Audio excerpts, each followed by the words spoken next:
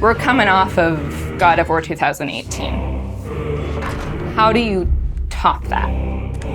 How do you deliver something that players will love maybe just as much as God of War 2018? The pressure was tremendous.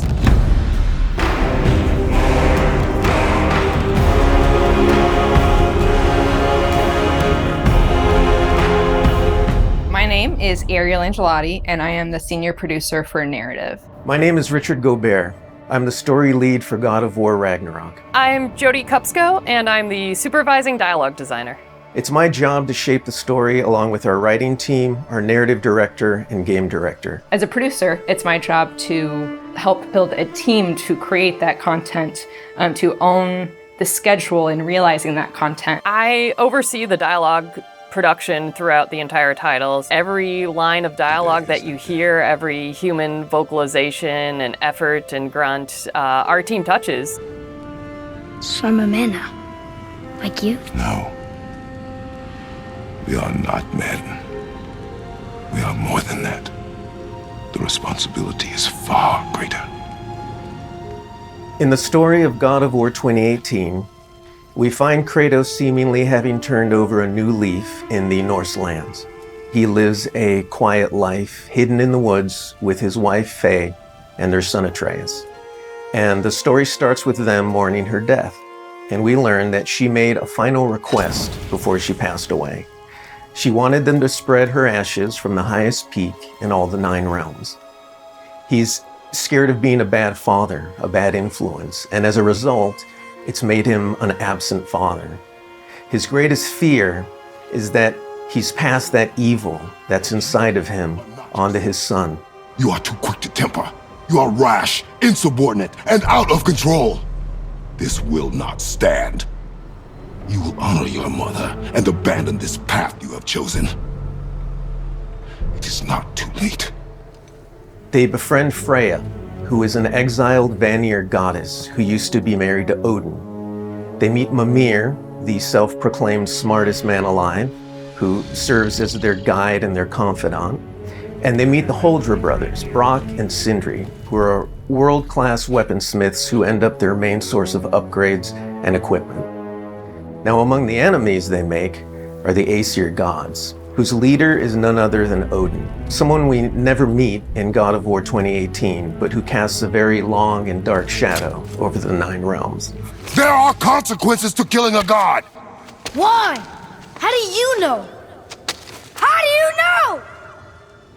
After many adventures, Kratos and Atreus end up fulfilling Mom's wishes, and over the course of that journey, they find out more about each other and about themselves, and finally find a common ground between them.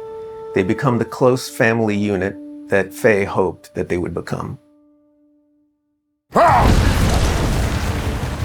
In God of War Ragnarok, we fast forward a few years, and little Atreus is now a teen, and they're back to hiding out in their home in the woods in Midgard.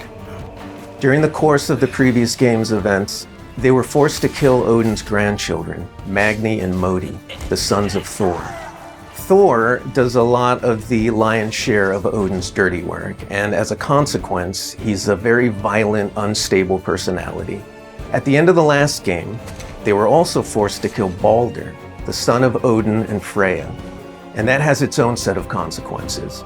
He was a very powerful chess piece for Odin, one that Odin is incredibly bitter about losing.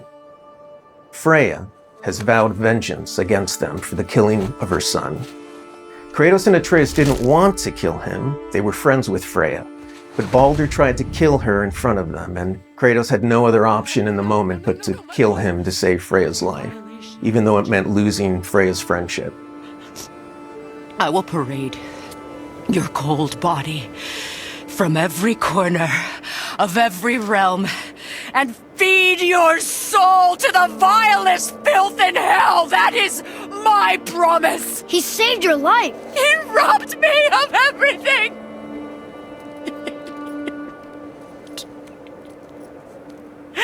Everything. His death is also foretold to bring about Fimbulwinter, which is a brutal 3-year winter that is then followed by Ragnarok.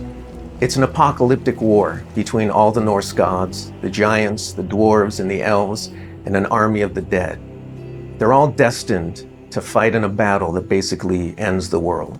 Kratos is understandably worried about his son and what it means for him. You get to go on this journey with how Atreus grows into a young adult and how Kratos grows into his next era in his life, and really see kind of the parent that he's striving to be, but the person he's striving to be. I find that tale so incredibly relatable.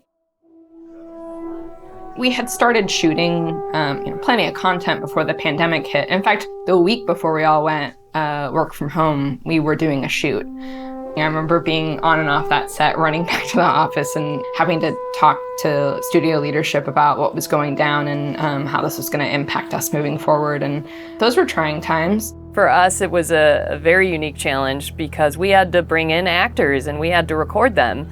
And so we had to look at different ways of adapting our typical motion capture process and dialogue recording process so we can continue production and continue at the quality that we wanted for our players and our fans. We had some actors stand in for other characters, actors who were already, who were like core to one of the scenes, might just be able to play a background character in another scene to be able to avoid a situation where too many people were on set on any given day.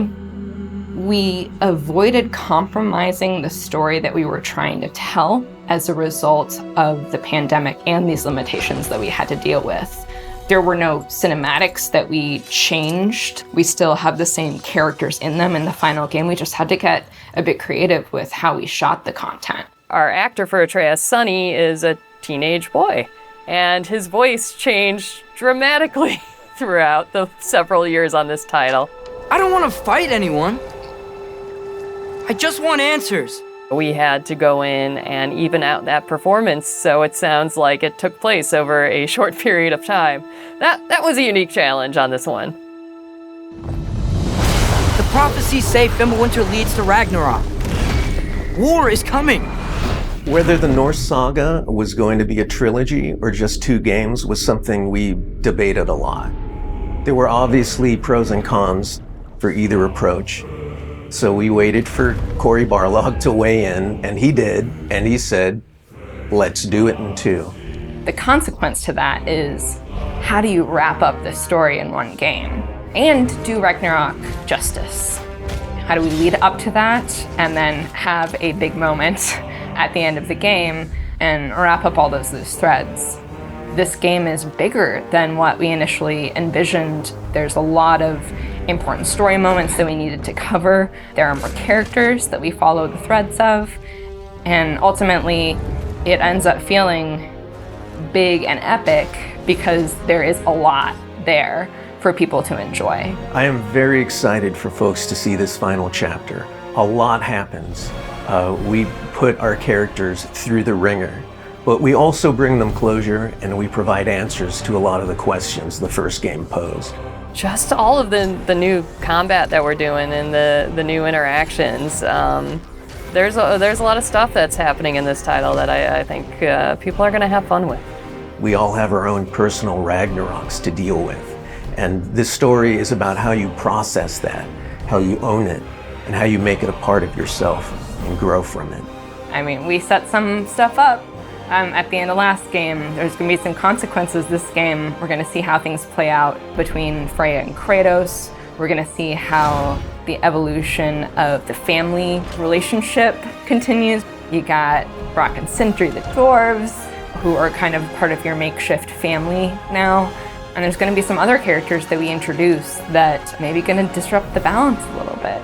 I can't wait until players get their hands on the game, are able to experience how the story unfolds for themselves. We have, I think, an incredibly well-rounded game.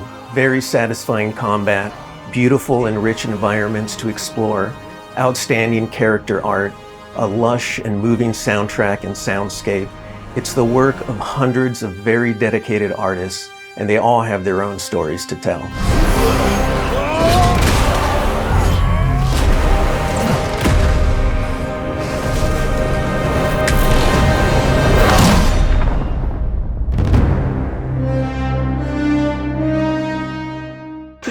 soul.